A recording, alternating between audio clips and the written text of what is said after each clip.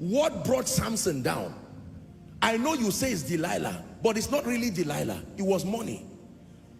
The Philistines called Delilah and said, listen, there is a man who has become a judge over Israel. This man has mysterious strength that one man can use the jawbone of a donkey and kill 3,000 Philistines. What army will stand before that man? We want you to, please, we will give you money. Can you help us to find out the source of his strength, and if possible, destroy that man for us? Ladies and gentlemen, what a lion could not do, what a bear could not do, what an army could not do.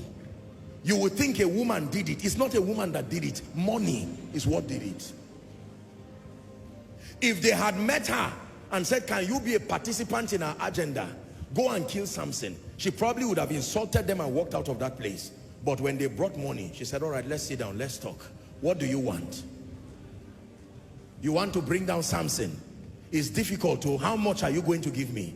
Because Samson is not just this is somebody that taught the lion. That means I can die in the process. This mission is a risky mission. If he killed the lion, I mean, use a business sense. She will negotiate as a businesswoman. You think she will just receive peanuts for the risk of killing Samson? You know what it takes to kill Samson? Find out how many times she tried and failed. Samson, the Philistines are upon you. And he got up and he said, you lied to me again. I don't know what. Well, anyway, we'll leave that for another discussion. The most important thing is that Samson eventually went down. Are we together? Many times, do you know, if Samson realized, I don't know what really happened to him. Maybe it was an attack. But if imagine, listen. Imagine that Samson eventually got angry and looked at her. A lion. Samson tore a lion, tore a bear, defeated the Philistines, removed the city gate, not the door to your house, the gate to a city that people use cranes to carry. He carried it and then went up a mountain, dropped it there.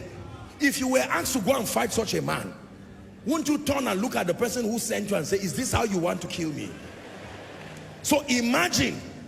But with all of that, when money came, he said, clear the way. Let me show you the power I have. I don't talk, but I move things.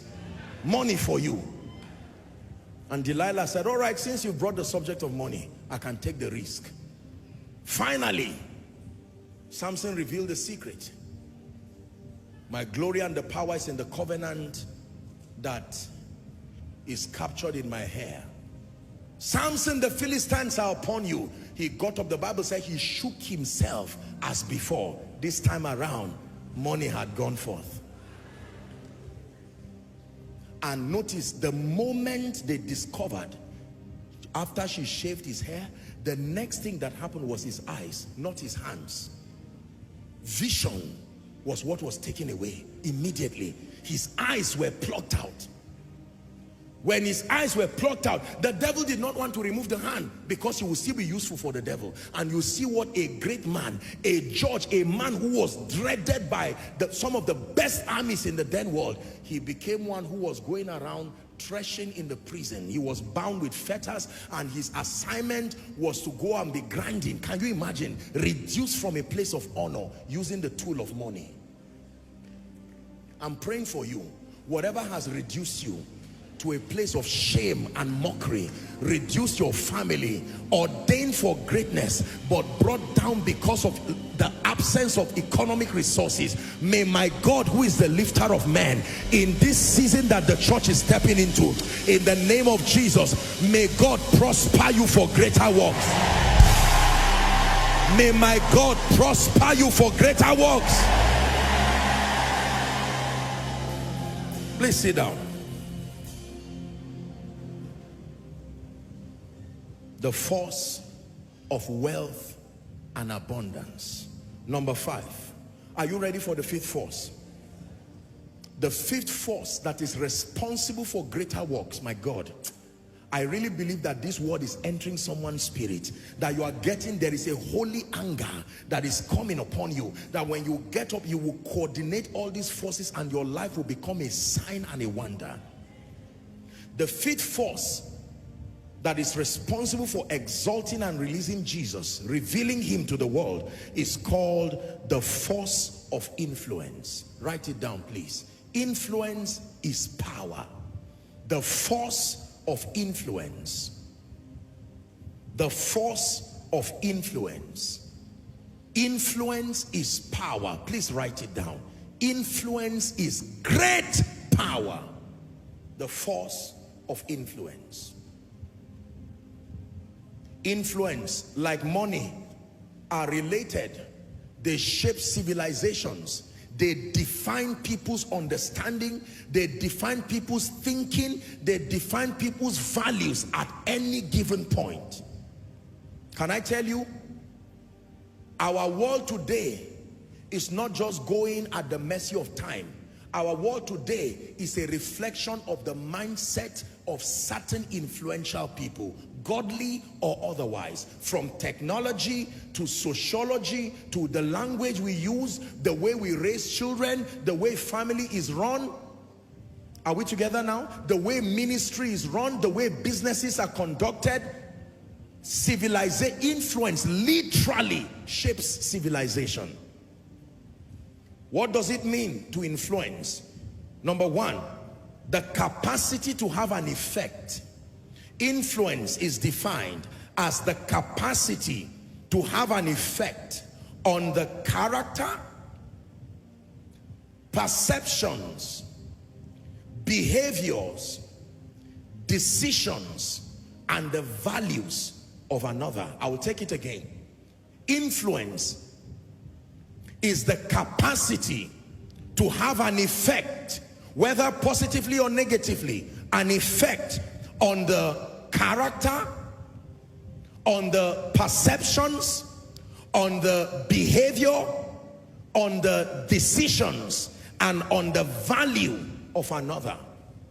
When you have an effect on the character, the perception, the behavior, the decisions, and the values of another, you are exerting influence upon that person. One last time, the capacity to have an effect on the character, number one. Number two, the perception. Number three, the behavior. Number four, the decisions. Number five, the values of another is called influence. Please look up.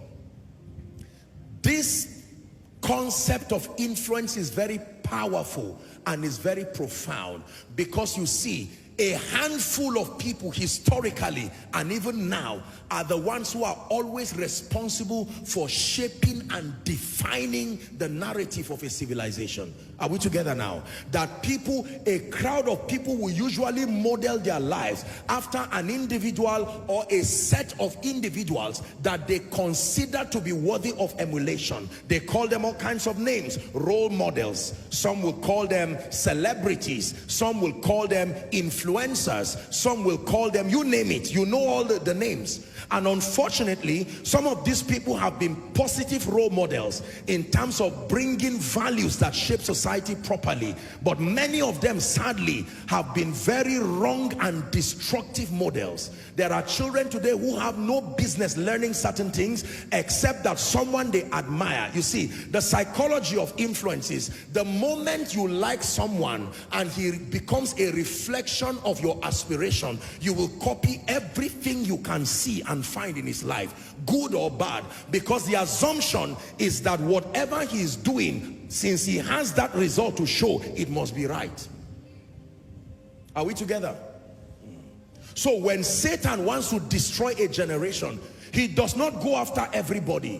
What happens is that he builds certain people through covenant, backed up with excellence, and an indoctrination that makes them know that they are pro-Satan, antichrist, vocally so.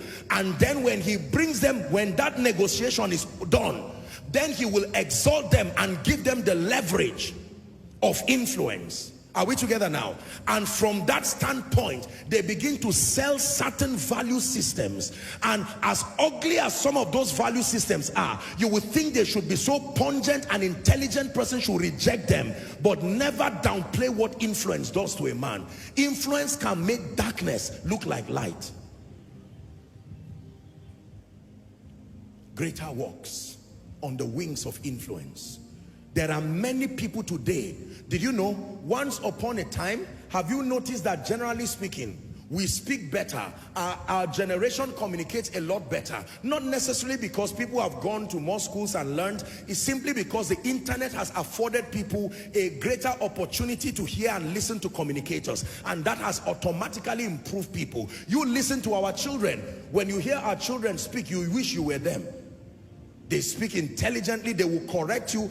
I had an experience with one of our lovely children. I was calling everything that was round orange. So one time I was at the rotunda and I said, wow, this is orange. And she tapped me. She said, it's not orange. I can't remember the name she called it. And she was right. Ladies and gentlemen, O is for, that's what you were taught. Anything that is O is orange. But our children now, you can imagine, they will correct you and say, no, this is orange, this is this one, this is this one. That is the level of advancement, courtesy influence.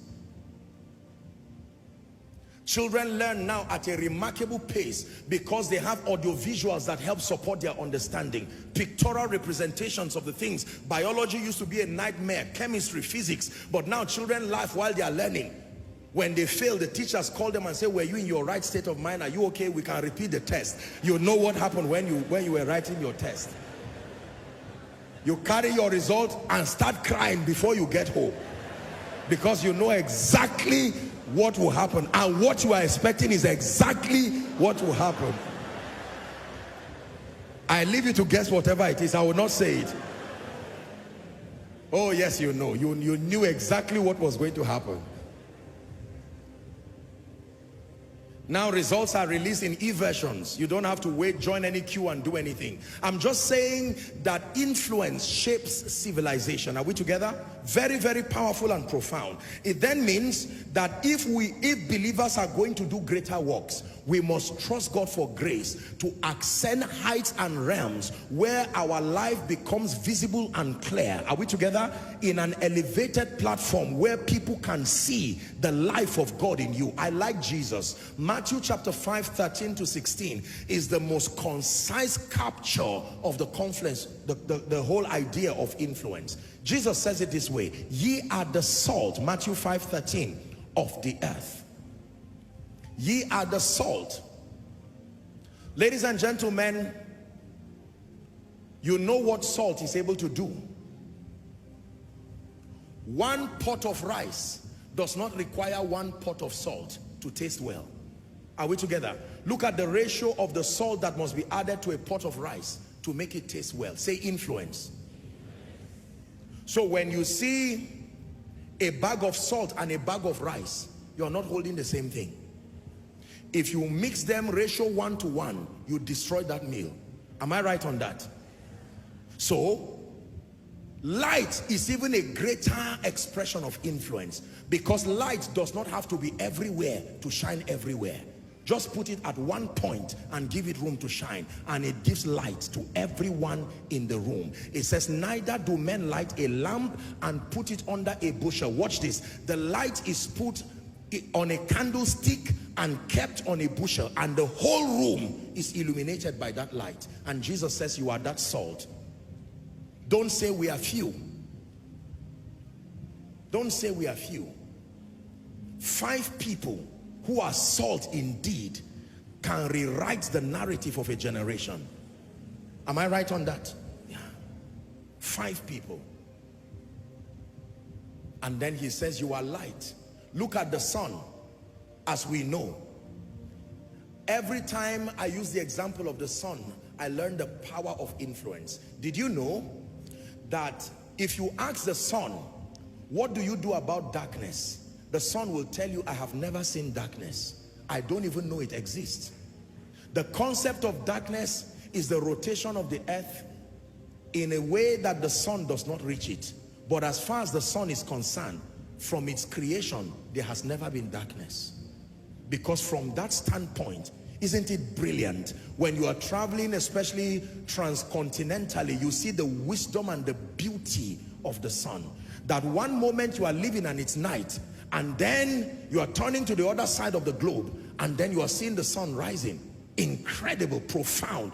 You go to other parts of the world where at about 8 or 9 it's still bright, and then all of a sudden the brilliance and the wisdom of God. No wonder he says you are salt and he says you are light.